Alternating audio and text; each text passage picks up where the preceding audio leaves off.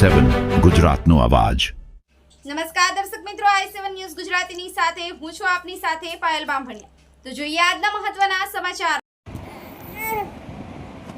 દેવગઢ બારિયા નગરમાં sport complex Devgadh Bariya ખાતે વડાપ્રધાન નરેન્દ્ર મોદી સાહેબના 12 વર્ષ પૂરા થતાં તેની સારી કામગીરી કરવા બદલ દેશભરમાં ભારતીય જનતા પાર્ટીના અક્ષયભાઈ ભગતાણી શહેર પ્રમુખ દેવગઢ બારિયા શહેરના અધ્યક્ષતામાં કાર્યકર્તાઓ દ્વારા યોગા દિવસ દેવગઢ બારિયા નગરના કાર્યકરો દ્વારા મોટી સંખ્યામાં ઉપસ્થિત રહી યોગા કરી ઉજવણી કરી લોકલાડીલા વડાપ્રધાન આદરણીય નરેન્દ્રભાઈ મોદી સાહેબના સફળ નેતૃત્વ સરકારને 12 વર્ષ અવિરત પૂર્ણ થવાના શુભ અવસરમાં વિશ્વ યોગ દિવસ નિમિત્તે યોગ શિબિરનું આયોજન ભારતીય જનતા પાર્ટીના દેવગઢ બારિયા નગર દ્વારા કરવામાં આવેલ છે। તેમાં નગરના સૌ કાર્યકરો ઉપસ્થિત રહી યોગા દિવસને સફળ બનાવ્યો હતો।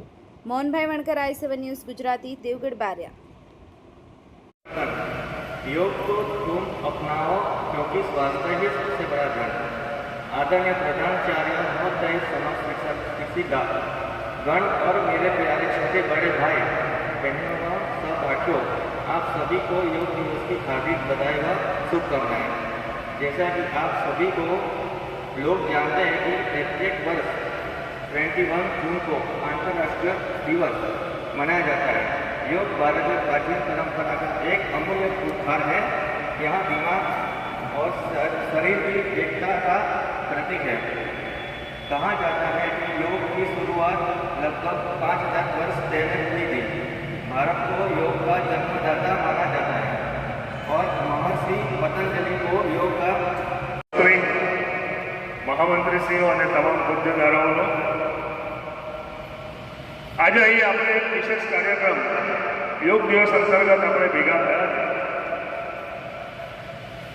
દેવગઢ બારિયા શહેર મંડળ દ્વારા આયોજિત વિશ્વ યોગ દિવસના આ કાર્યક્રમમાં ઉપસ્થિત તમામ મહાનુભાવોનું સ્વાગત કરું।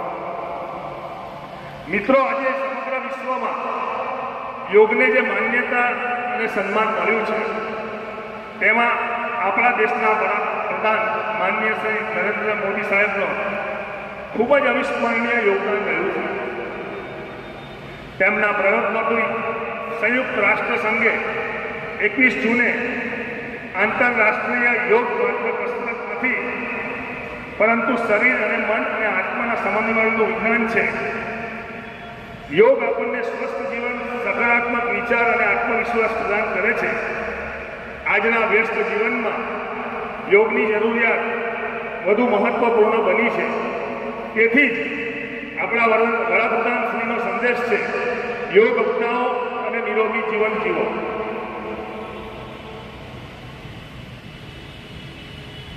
ચાલો આપણે સૌ સંકલ્પ કરીએ, યોગને આપણા દૈનિક જીવનનો અભિન્ન અંગ બનાવીશું અને સ્વસ્થ, સતત અને સમૃદ્ધ ભારતના નિર્માણમાં આપણું યોગદાન આપીશું।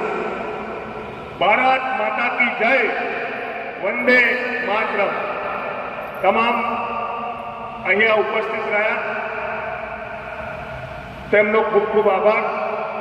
અને આપણને એક તો પ્રતિજ્ઞા લેવડાવી છે કે એ પ્રતિજ્ઞાના ભાગરૂપે આપણે ઘરે પણ આવો